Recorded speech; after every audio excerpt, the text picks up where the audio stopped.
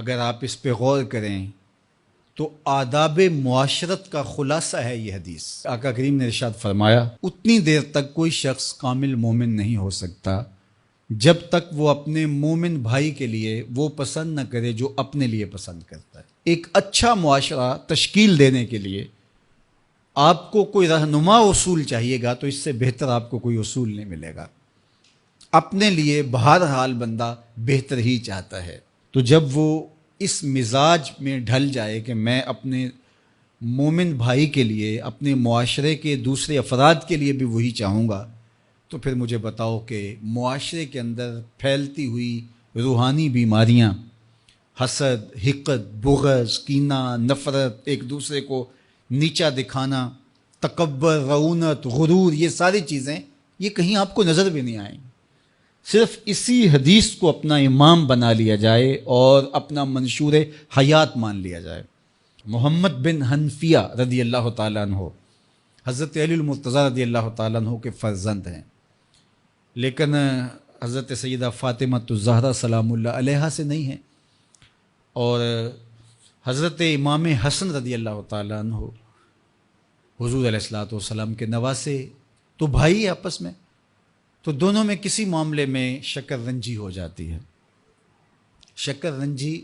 جس رنج میں مٹھاس ہو، شکر ہو، میٹھی ناراضگی، کوئی بغض حسد پہ مشتمل ناراضگی نہیں۔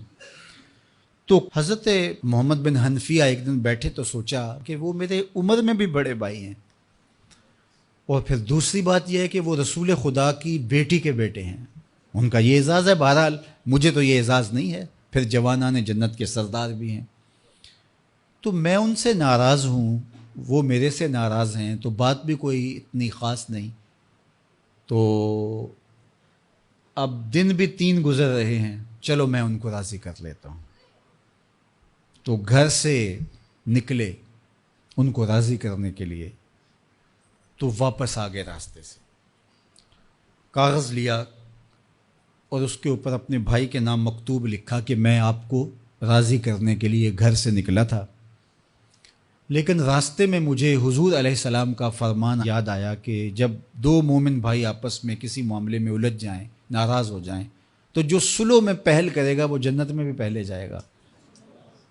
تو میں تو یہ گوارا نہیں کرتا کہ آپ سے پہلے جاؤں، تو میں ناراض ہوں، آپ آئیں اور مجھے منائیں۔ تو حضرت امام حسن نے خط پڑھا اور مسکرانے لگے، اور آپ تیزی کے ساتھ تشریف لائے اور اپنے بھائی کو کہا اچھا مان جاؤ پھر، تو وہ مننے کے لیے تو پہلے ہی تیار تھے نا۔ تو جب آپ اپنے مومن بھائی کے لیے وہ پسند کریں گے جو اپنے لیے پسند کرتے ہیں، تو پھر زندگی گزارنے کا مزہ آنے لگے گا۔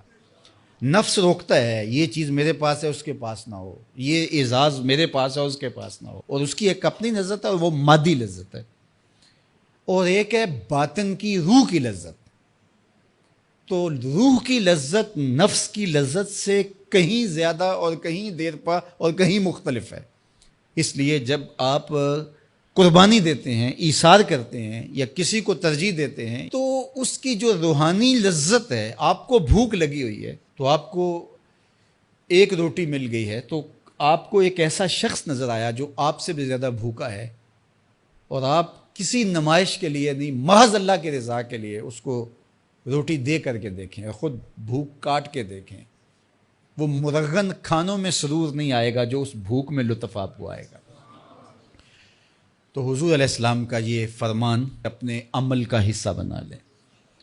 اور اپنے